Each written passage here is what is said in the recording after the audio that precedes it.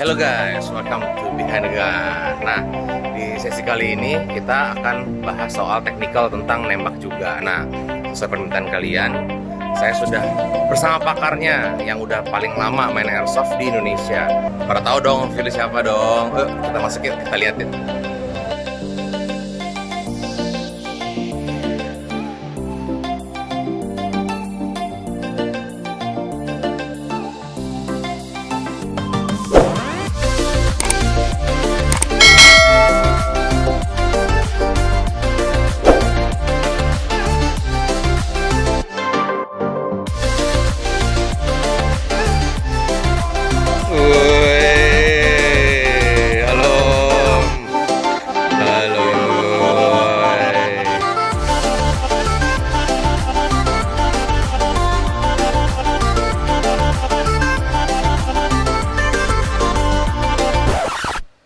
Guys, udah subscribe belum?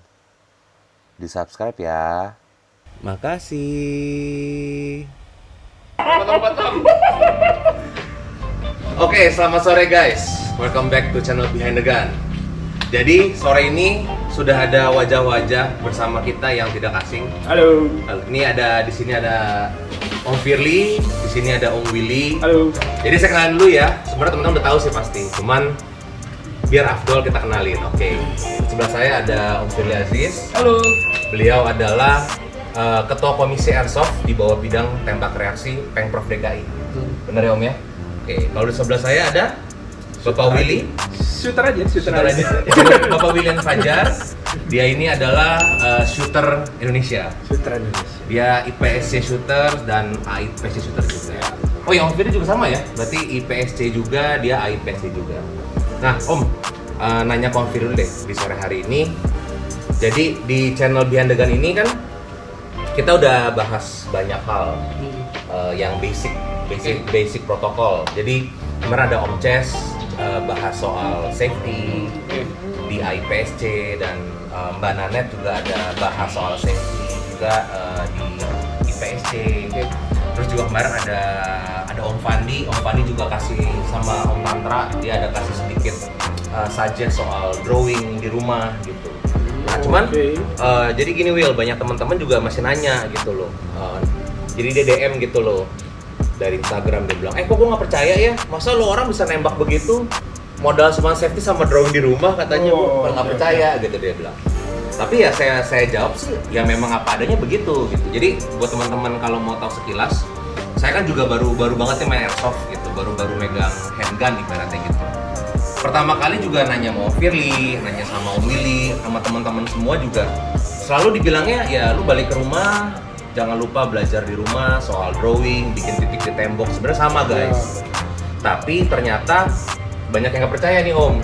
Jadi kira-kira kalau dari Om Firly deh, kalau Om Firly punya sedikit ibaratnya ada nggak sih gitu tips trik yang lain selain drawing atau selain kita ngurusin safety soal jari gitu, mungkin ada tips nggak yang kayaknya greget nih buat teman-teman shooter baru?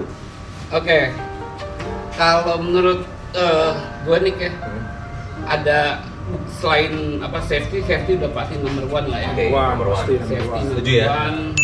Terus practice itu yang tadi dibilang, itu drawing itu udah pasti juga. Nah selain itu ada lagi Apa tuh?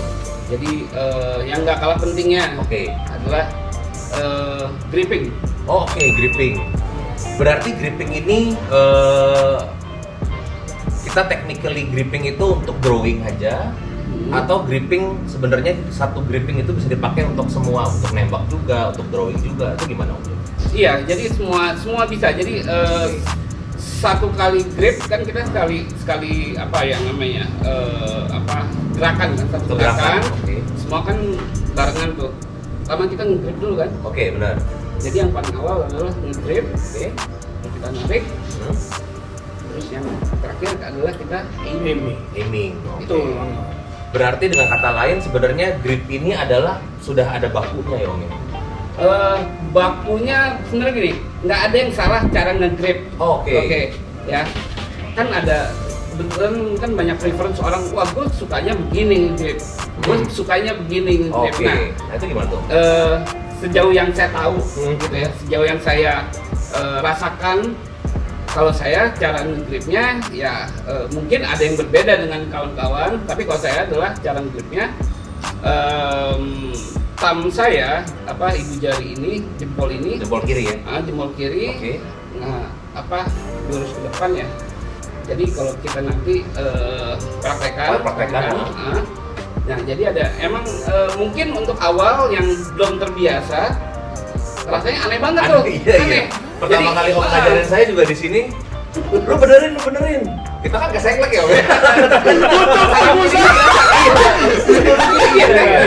Sama, waktu itu juga Om Willy juga sempet ngomong. Jadi kan pertama kali ketemu Om Willy kan di M7. Nah di M7 itu pas latihan juga lagi nembak, Om Willy ngomong nih, woi lu grip yang bener lu gitu, dengan ala gas-gasnya dia.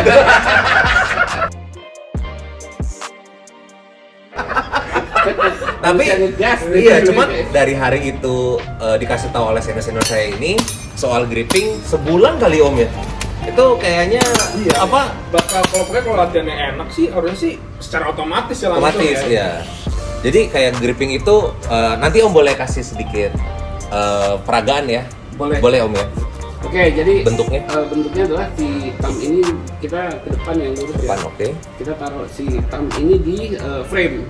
Oke. Cuman kan kita mostly kalau nggak glock, high kappa atau STI atau semacamnya ya. Oke. Oke, kita taruh gripping ke depan ya. Terus seperti ini gitu. Jadi si jempol ini lurus ke depan. Jadi jempol ini menunjuk ke target kurang lebih ya. Betul. Jadi kalau saya istilahnya adalah jempol kita ini adalah six sense-nya kita nih. Six sense asik. Oke. Oh iya benar. Oke. Lalu jempol kanannya? Jempol kanan di atas safety lever. Safety lever. Gitu. Berarti untuk high kappa? Ya, kalau yang saya bilang di atas safety lever berarti untuk di high kappa atau di STI atau di cap atau SCI dan semacamnya berarti. Oke, berarti kalau Glock ada perbedaan nggak? Glock ada sedikit beda. Oke. Karena kan kalau di Glock kan nggak ada safety lever dia kan. Nah, jadi kalau di Glock saya di atas di sini namanya apa ya? Ruas apa ya? Bukan di atas jempol Ibu jari kalian Ibu jari ya. Oh, jadi tumpu begini ya. Iya, tumpu. tumpu saya. Nah, kalau dari Om Willy sendiri punya pengalaman nggak soal gripping? Maksudnya dari pertama kali belajar gripping tuh pernah belajar salah atau mungkin belajar nggak nyaman sampai dibenerin jadi nyaman, ada prosesnya nggak? Kalau gripping kebetulan awal-awal kalau gua nembak gripping gue emang agak beda. Kalau yang kiri itu grippingnya kan dia begini ya. Ini maksudnya berarti tangan kirinya ini, telapak jarinya ini di bawahnya trigger guard. Iya, Oke. Kalau gua itu dulu malah salah satu jarinya harus di atas trigger guard. Di depan trigger guard. Salah satu jarinya di depan trigger guard. Jadi gua nembak tuh ini jari telunjuk gua nutupin trigger gua di depan trigger guard. Oh, jadi kayak jadi namanya pakai jari tengah dong? Iya, jari tengahnya di bawah. Ini tunjuk kanan gua untuk nembak trigger. Oh, yang kiri maksudnya yang kiri, ya? Yang kiri gua di trigger guard depan. Oke, Jadi gini. gua gini. Emang gua ngerasanya lebih firm gitu. Makanya tadi waktu itu. Iya. Oke. Tapi habis itu karena gua ngerasain untuk AIPSC ya. Karena kan juga tangannya kurang kencang. Tapi sejak gua penataran ikut nyoba main IPSC untuk senjata apinya, ternyata pakai ini gua malah ke kiri nembak. Kiri gitu. Jadi akhirnya belajar agak jerking gitu ya. Jerking ke kiri. Akhirnya nyoba gripping baru sama persis. Jadi ini semua jari di bawah trigger guard. Gitu. Sekarang untuk ke IPS-nya juga udah ke bawah tuh, di bawah trigger guard. Berarti sekarang semua grippingnya sudah general dengan seperti Om Willy ya, mirip-mirip. Kalau awalnya sih gua satu di depan trigger guard. Nah, ada tips nggak buat teman-teman baru nih? Kan jadi ini cerita aja nih. Jadi kan selama pandemi ini ternyata kan jumlah shooter kan meningkat nih. Ya kalau yang IPSC kan karena kebetulan saya nggak ada di dalam grup IPSC yang besar, saya kan nggak tahu nih perkembangannya. Tapi kalau di IPSC nih Om, saya lihat banyak banget yang tahu-tahu, ada yang mau belajar banyak. Nah, kalau soal gripping ini kan pasti jadi pro dan kontra. Setuju nggak? Ya. Maksudnya oke lah, kita tahu ibaratnya shooter yang bener siapa misalnya, tanpa mendiskreditkan yang salah. Cuman kan kita punya satu patokan lah, maksud kalau gripping enak, menurut beberapa shooter ya begini misalnya begitu. Nah, punya pengalaman nggak dari salah tadi, atau bukan salah dari grip yang lama, atau menjadi grip yang sekarang gitu? Berapa lama prosesnya? Kalau gue sih waktu itu mungkin balik lagi mungkin sebulan 2 bulan ya. Sebulan 2 bulan. Berarti nggak nyaman 2 bulan gitu ya? Iya, karena adjust balik terus. lagi tuh yang kayak diomongin sama teman-teman sebelumnya. Jadi di rumah biasain dry fire aja, dry fire untuk jadi supaya kita kebiasaan, jadi muscle memorinya kebentuk ya. Berarti muscle memory ya Om ya. Betul, muscle memory kebentuk. Jadi otomatis tuh lama-lama latihan ya udah nembak kayak biasa aja rasanya.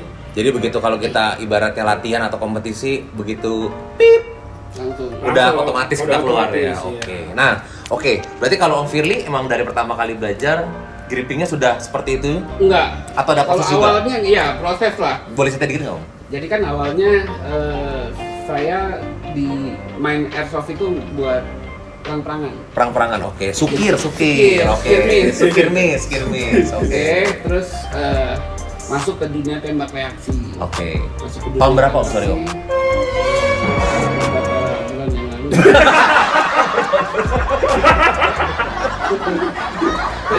Anjir Om. Segitu, oke. Siap. Terus. Oke, terus Ini sih kebetulan ada apa? Kebetulan ada kawan-kawan yang dari tembak reaksi, senior. Jadi dia apa ya?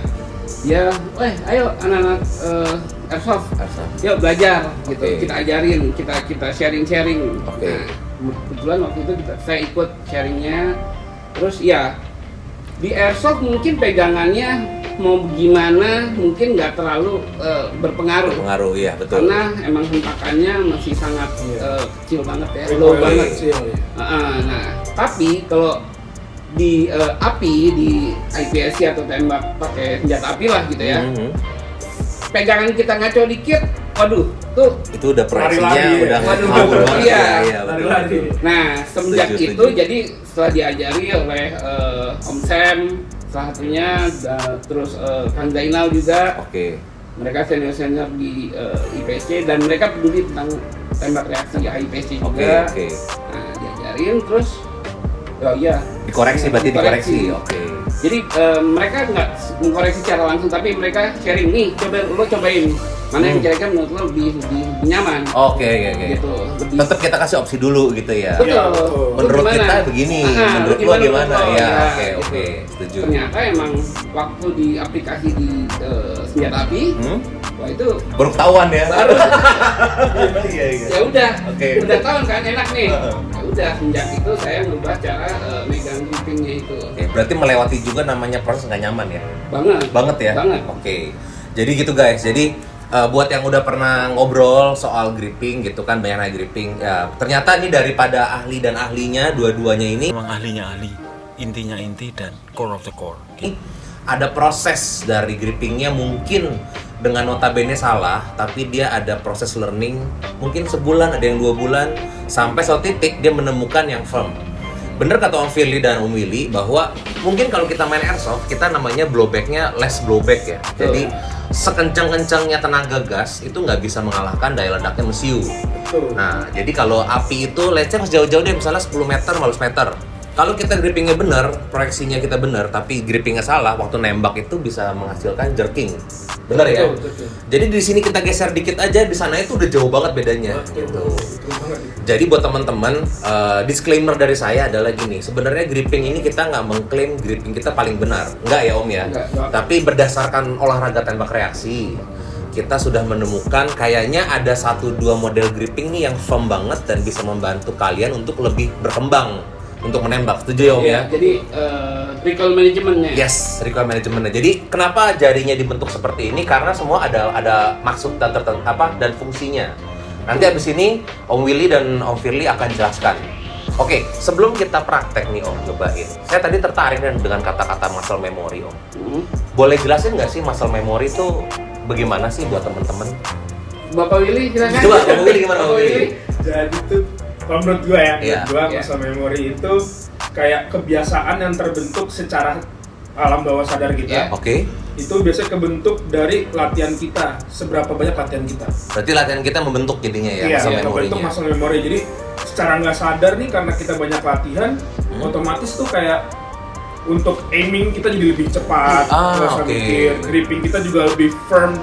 Nggak, kadang-kadang kan kalau kita misalnya kita drawing nih, kalau belum terlalu yakin atau muscle memory kita belum terbentuk, masih suka goyang tuh. Oke. Kita lupa pistol kita mau ngambil sebelah Tapi sini kah, di mana? di Ya. depan kah. Oke. Tapi kalau misalnya di dalam pertandingan, kalau misalnya muscle memory kita memang sudah bagus, biasanya kan kita kalau mulai sebelum abang beat itu ngelihat down range, Down ya. range. Ngelihat down range. Kalau muscle memory sudah bagus sih biasanya udah tinggal ngelihat target pertama, Oke. tarik langsung bisa set nyampe ke targetnya itu pusirnya. Oh, oke. Dengan cara alam bawah sadar kita ya, karena terbentuk latihan yang Oke. kita udah Berarti sering bahasnya bertahun-tahun. Iya. otomatis lah ya Iya, gitu ya. otomatis Oke. lah gitu. Kalau menurut Om Firly gimana? Sama ya? Persis banget. Oh, Baru kan gua ngomong.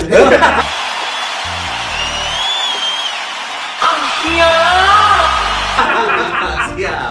Nah, itu guys. Jadi gripping dan muscle memory itu gripping itu terbentuk karena muscle memory. Betul. Nah, satu lagi tadi clue-nya dari Om Willy. Om Willy tadi bilang waktu nge-dry fire ada aiming.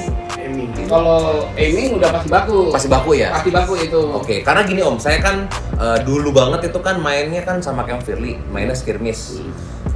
Kayaknya aiming itu nggak terlalu Yang ngeliat bebek. esensial, bener ya bener gak sih? Jadi kalau kita main ready, namanya orang lawan orang kan targetnya besar gitu.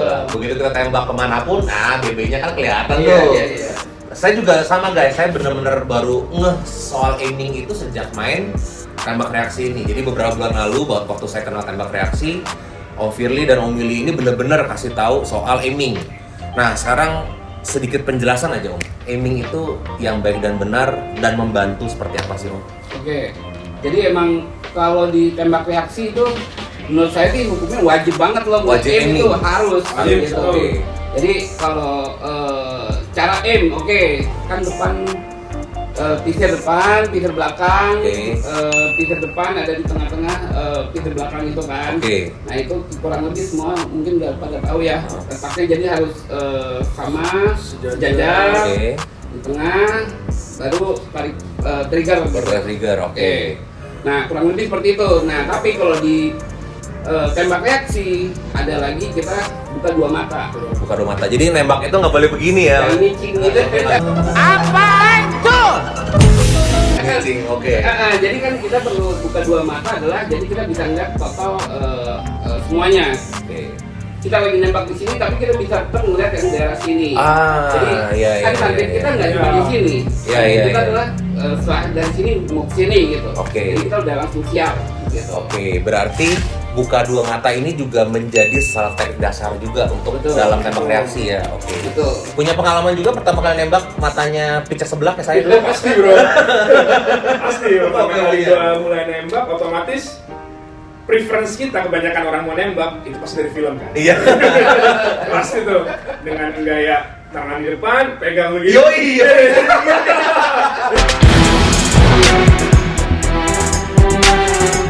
Kok begini ya? Iya, ya, mata satu nembak Iya. nih. Dar. Nah, tapi setelah masuk ke dunia tembak reaksi ini kan kita tuh tembak reaksi itu cepat, tepat, akurat. Cepat tepat akurat. Efisien. Efisien. Ya, cepat, tepat, Itu efisien. divisi kan ya? Iya, divisi. Oke. Nah, jadi kalau kita nembaknya mesti begini nih, bro, salah sih enggak. Tapi kalau untuk tembak reaksi itu mengurangi waktu. Iya. Karena perpindahan dari target A ke B itu makan waktu lebih banyak dibandingin kita buka dua mata. Ah, oke. Bener. Berarti kalau kita misil buka dua mata itu banyak benefitnya ya. Banyak benefitnya. Oke, sama. Jadi gini, dulu saya juga waktu main sama seperti Om Willy, nembak tangannya begini, satu di bawah begini nih kita pegang nih. Sempet mikir sih ini gunanya apa di bawah ya, sebenarnya gitu ya. Cuman balik lagi teman-teman, karena dulu belum ada channel tentang tutorial, belum ada mentor, belum ada yang kasih tahu kita. Jadi ya kita mungkin salahnya nggak ada yang benerin. Nah teman-teman kan udah nonton nih, mau tahu nggak lebih lanjut? Kita langsung ya. Ada lagi tuh ntar, satu lagi. Oh iya gimana? Satu lagi tambahan ini Gimana? penting banget. Oh ya gimana Om? Jadi adalah kadang kita udah mikir juga, mikir masih mikir bego. Misir Belum bego. dapet, udah sikat. Udah tembak. Oh. Buat harapan, aku bisa ngeliat bebek. Iya. Supaya tambah disiplin misir, Oke, untuk yang tembak reaksi khususnya nih, Hah? pakai bebek hitam deh. pakai bebek hitam. Oh iya, untuk awal kayak bebek hitam boleh. Iya. Lu gimana? Iya, gue inget gini, banget. sekarang kita balik. Bapak Niko gimana waktu itu Oke, pakai bebek hitam? iya. Saya juga sharing dikit ya. Ini pengalaman nggak bisa dilupain. Jadi main ke rumah Om Firly, lagi rame-rame. Ngomongin soal BB. Jadi gini, BB kan 90% orang pakai warna putih ya Om ya. Rata-rata putih ya. Ada yang hijau, cuman yang nggak common lah hijau. Intinya tengah jalan pas mau pulang si Om Firly, lo beli BB hitam, lo misirnya gini nih. Sempat oke lah BB hitam. Beneran lo guys, begitu BB hitam ditembak kita nggak tahu apa nih. Aduh ini apa nih tembaknya. Tapi thank you buat Om Firly, hari itu gara-gara dikasih soal BB hitam itu bener-bener misir setelah pakai BB putih itu udah hilang kebiasaannya. Dulu masih ada tuh, terutama kalau jarak deket ya. Iya. Kalau kita target dekat misalnya, Tunjuk aja. sedang gitu.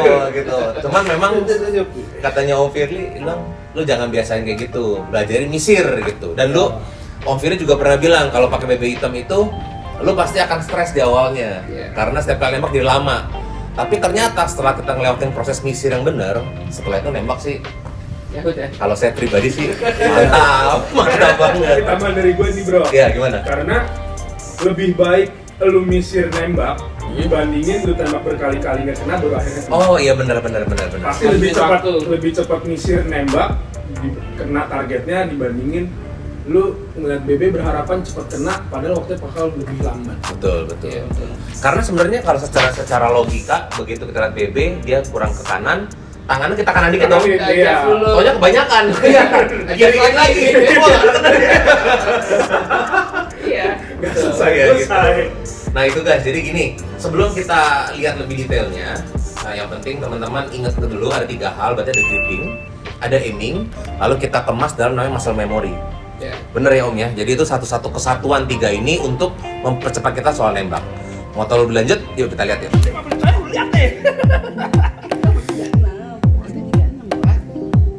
Masa enggak mungkin. Nakal sekali ya sebenarnya. Enggak mungkin.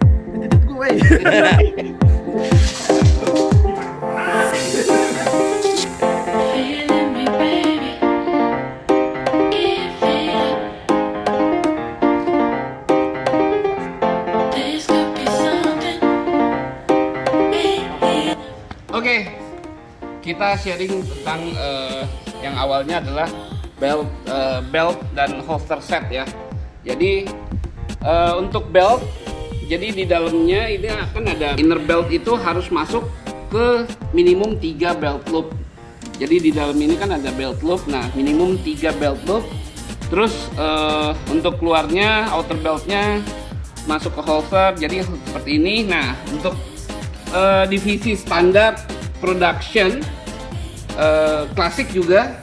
Nah si holsternya harus di hip ya, tidak boleh melewati ke depan. Jadi kurang lebih seperti ini di hip. Nah untuk mag pouchnya juga sama, startnya dari hip ke belakang gitu untuk standar production dan klasik. Untuk divisi open bebas gitu.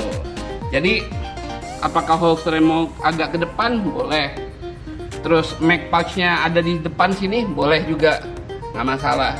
Untuk divisi open only tapi gitu. Tapi untuk yang kali ini kita mau bahas divisi standar. Jadi seperti regulasi on hip, untuk mag pouchnya juga starting from hip ke belakang.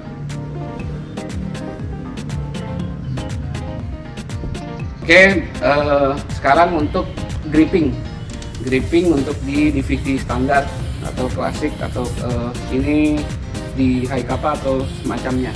Oke, nah yang pertama adalah tangan kanan kita masuk ke gripnya di bawah beaver tail ini setinggi mungkin, jangan di bawah sini, tapi setinggi mungkin kita bisa di safety di beaver tail ini. Oke, ini udah firm, ini juga sudah di bawah si trigger guard. Oke, Baru kita tangan kirinya masuk di sini dan seperti ini. Oke. Jadi kita nembak seperti ini. Standby. Go. Oke, ulang. Oke. Standby. Go.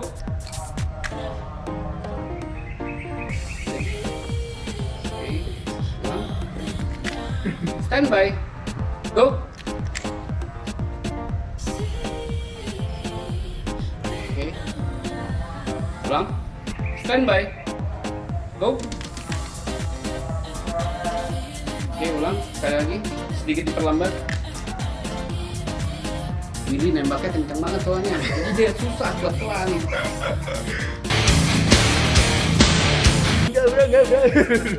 Oke, Will. Kita simulasi sekarang real speednya lo kalau lo drawing gimana?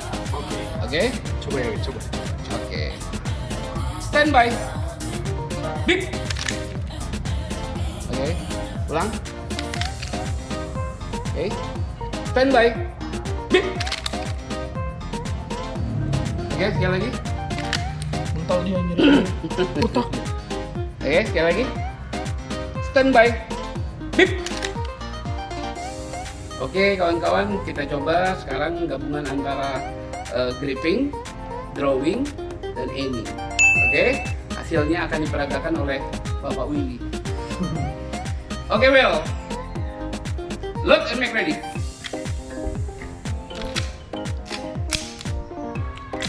Standby. Beep. Oke. Ini. Ulang lagi. Standby. Beep. Jadi seperti itu kawan-kawan, gabungan muscle memory antara gripping, drawing, dan aiming. Oke, terima kasih Bapak Willy. Nah, kali ini episode seru ya. Jadi kita dapat praktek langsung dari shooter internasional Indonesia. RT. Hai, Jadi buat saya pribadi ini adalah ilmu yang sama juga yang saya dapat beberapa bulan lalu dari Om Firly, dan hanya dalam hitungan bulan teman-teman tahu deh beberapa improvement yang teman-teman punya hanya benerin grip. Bener ya Pak ya? Jadi kedua ini adalah yang sering ngajarin saya kalau latihan, mereka juga nggak segan-segan kasih masukan. Kuncinya adalah jangan baper. Jadi kalau salah, kalau ditegor itu justru jangan baper, ya Om ya. Harusnya malah, wah thank you nih gue di. Nah, kita basically nggak ngajarin, bukan menggurui, tapi kita Ya, sharing. sharing, benar, Ya, nggak, Will? benar. Betul. Kita nggak pernah menggurui. Tinggal kita pilih sharing. aja ya. Ya.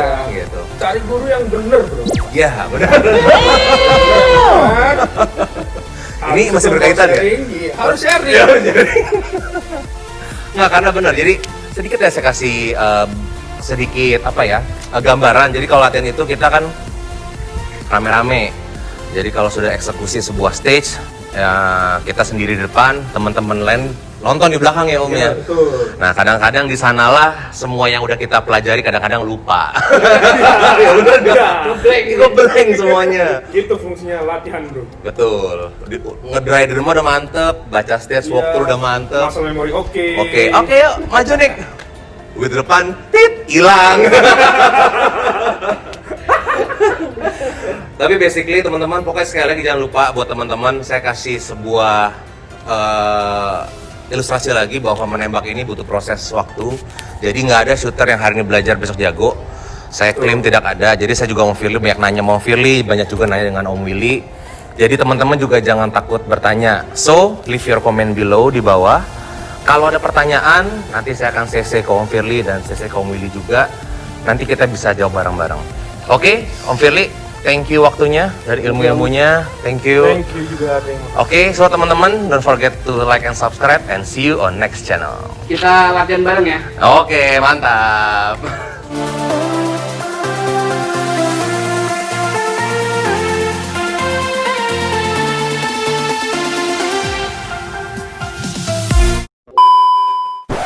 Bip. bego juga. Parah banget sih. Deket nih, udah banyak ngomong, gue yang nembak lurus. Anjir, kan gue bilang gue ngemisnya gak jago, bangke.